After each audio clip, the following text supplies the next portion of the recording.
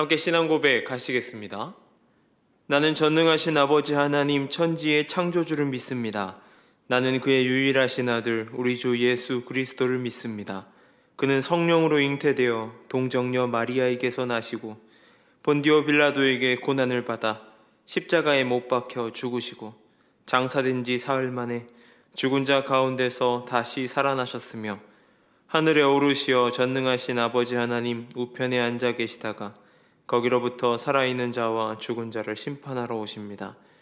나는 성령을 믿으며 거룩한 공교회와 성도의 교제와 죄를 용서받는 것과 몸의 부활과 영생을 믿습니다. 아멘. 찬송가 453장 함께 찬양하시겠습니다.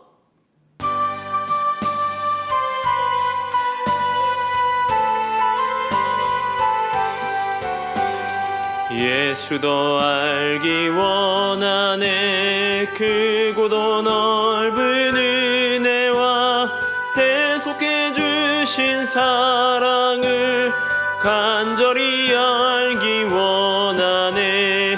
내 평생의 소원, 내 평생의 소원, 대속해 주신 사랑을 간절히 알기 원하네. 성령이 스승되셔서 진리를 가르치시고 거룩한 뜻을 깨달아 예수를 알게 하소서. 내 평생의 소원, 내 평생의 소원, 대속해 주신 사랑을 간절히 알기 원하네. 성령의 감화 받아서 하나님 말씀 배우니 그 말씀 안절안절이 내 맘에 교훈되도다. 내 평생의 소원, 내 평생의 소원, 대속해 주신 사랑을 간절히 알기 원하네. 예수가 계신 보좌는 영광에 둘려 있도다. 평화의 왕이 오시니 그 나라 왕성하도다. 내 평생의 소원, 내 평생의 소원, 대속해 주신 사랑을 간절히 알기 원하네. 아멘. 오늘 함께 볼 말씀은 사무엘상 2장 12절에서 17절까지의 말씀입니다. 사무엘상 2장 12절에서 17절까지의 말씀을 제가 봉독해 드리겠습니다. 엘리의 아들들은 행실이 나빠 여호와를 알지 못하더라. 그 제사장들이 백성에게 행하는 관습은 이러하니 곧 어떤 사람이 제사를 드리고 그 고기를 삶을 때에 제사장의 사환이 손에 세 살 갈고리를 가지고 와서 그것을 냄비에나 솥에나 큰 솥에나 가마에 찔러 넣어 갈고리에 걸려 나오는 것은 제사장의 것으로 가지되 실로에서 그곳에 온 모든 이스라엘 사람에게 이같이 할 뿐 아니라 기름을 태우기 전에도 제사장의 사환이 와서 제사 드리는 사람에게 이르기를 제사장에게 구워드릴 고기를 내라. 그가 내게 삶은 고기를 원하지 아니하고 날 것을 원하신다 하다가 그 사람이 이르기를 반드시 먼저 기름을 태운 후에 내 마음에 원하는 대로 가지라 하면 그가 말하기를 아니라 지금 내가 내라. 그렇지 아니하면 내가 억지로 빼앗으리라 하였으니 이 소년들의 죄가 여호와 앞에 심히 크면 그들이 여호와의 제사를 멸시함이었더라. 아멘. 자리가 사람을 만든다라는 말이 있습니다. 능력이 출중하지 않아도 높은 직책을 맡게 되면 결국 그 자리에 맞는 역할을 잘 감당할 수 있는 사람이 된다라는 말이 되게 됩니다. 그러기에 많은 사람들은 그에 걸맞는 삶을 살아가기 위해서 높은 자리에 앉으려고 하는 것이 아닐까, 어떻게든 높은 자리에 가려고 하는 것이 아닐까라는 생각을 해보게 됩니다.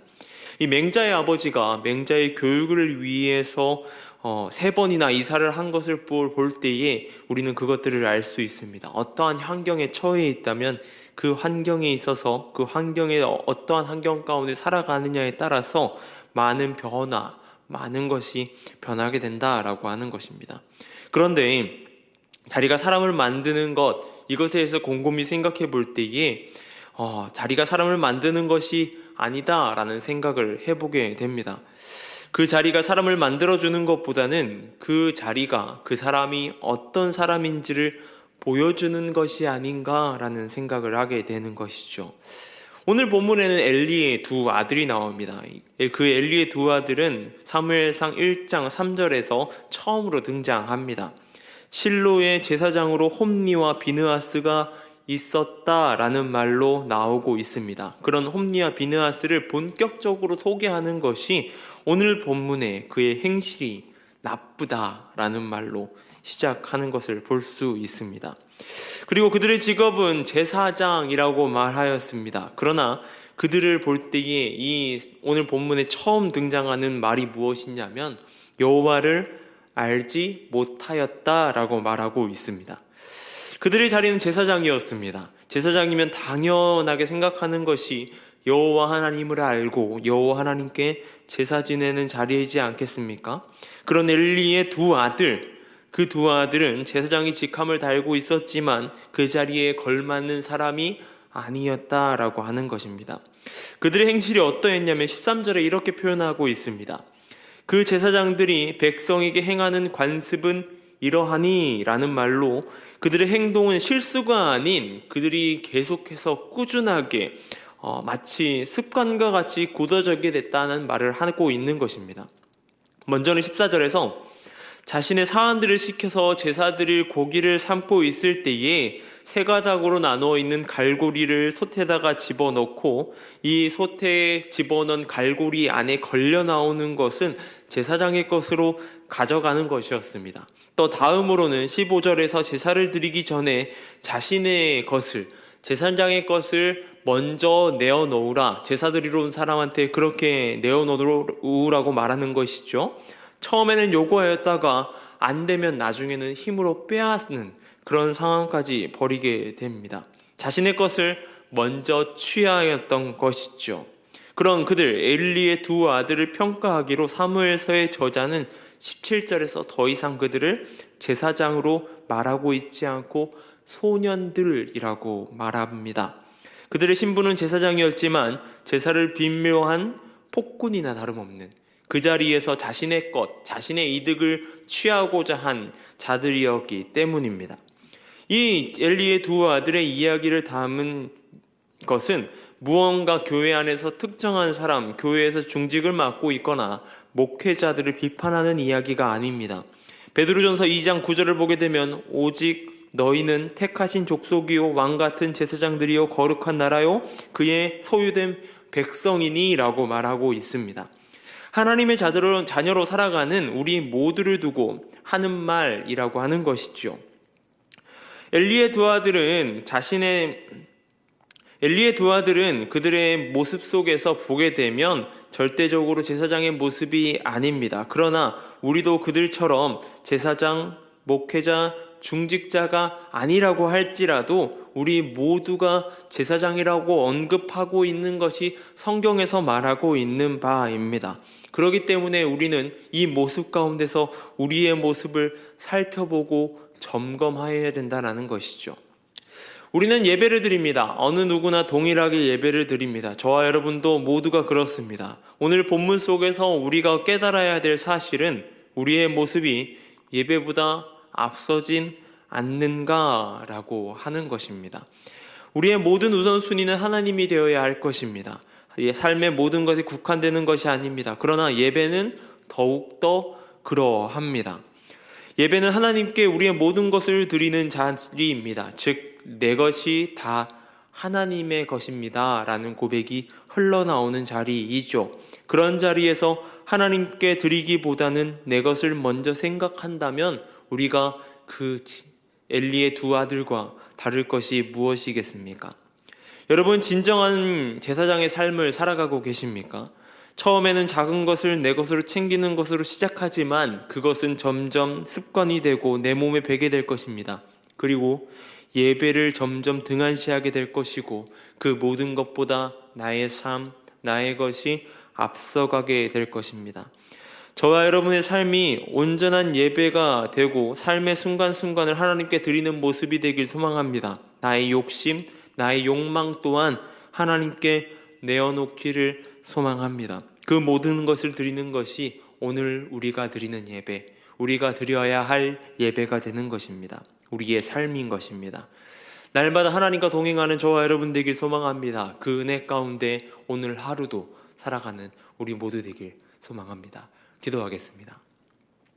사랑해 주님, 감사합니다. 주님, 오늘 말씀 가운데 보게 되는 모습 가운데에 나의 모습이 있지 않은지 보게 됩니다. 예배보다 앞선 나의 모습, 주님보다 앞서는 나의 모습이 있지 않는지 점검하게 하여 주시고, 주님, 그 모든 것, 나의 욕심, 욕망 또한 그 하나님 앞에 내려놓는 자 될 수 있도록 주님 함께 하여 주시옵소서. 우리의 모든 것들이 주님을 찬양하게 하여 주시고 우리의 모든 입술이 주님을 바라볼 수 있도록 주님 인도하여 주시고 함께 하여 주시옵소서. 날마다 삶의 예배가 드려지길 소망합니다. 나의 삶이 주님 한 분만으로 만족하는 삶 되게 하여 주시옵소서. 이 시간 미얀마 땅을 위해 기도합니다. 그 땅 가운데 함께 해주시고 선교의 사역을 힘쓰고 있는 선교사님들과 예배의 사역을 힘쓰고 있는 목회자분들께 함께 해주셔서 온전히 주님과 동행할 수 있도록 도와주시고 함께 해주시옵소서. 그 모든 사역 가운데에 주님의 뜻이 드러나고 열매 맺는 사역이 될 수 있도록 도와주시고 함께 하여 주시옵소서. 이 노원중앙교회를 위해 기도합니다. 이 교회가 주님 안에 든든히 서는 교회 되길 소망합니다. 온전히 주님 안에 든든히 서게 하여 주시고 특별히 단기 선교를 준비하는 중에 있습니다. 단기 선교를 떠나는 지체들 가운데 함께 하여 주시고 그 모든 사역의 일정마다 주님 간섭하여 주시고 주님 함께 하여 주시옵소서. 모든 사역이 하나님 은혜 가운데 이루어지길 소망합니다. 계획하여 주시고 붙들어 주시옵소서. 또한 이 교회가 주님 말씀 가운데 든든히 서나가길 소망합니다. 이 지역사회 가운데 빛과 소금의 역할을 감당하게 해주시고 온전히 이 지역을 밝히는 등대가 되어서 잃은 자들이 돌아올 수 있도록 주여 함께 해주시고 붙들어 주시옵소서. 오늘의 예배 가운데에 모든 예배 자리 가운데에 함께 하실 주님을 찬양합니다. 감사합니다. 이 모든 것 우리 주 예수님의 이름으로 기도드립니다. 아멘.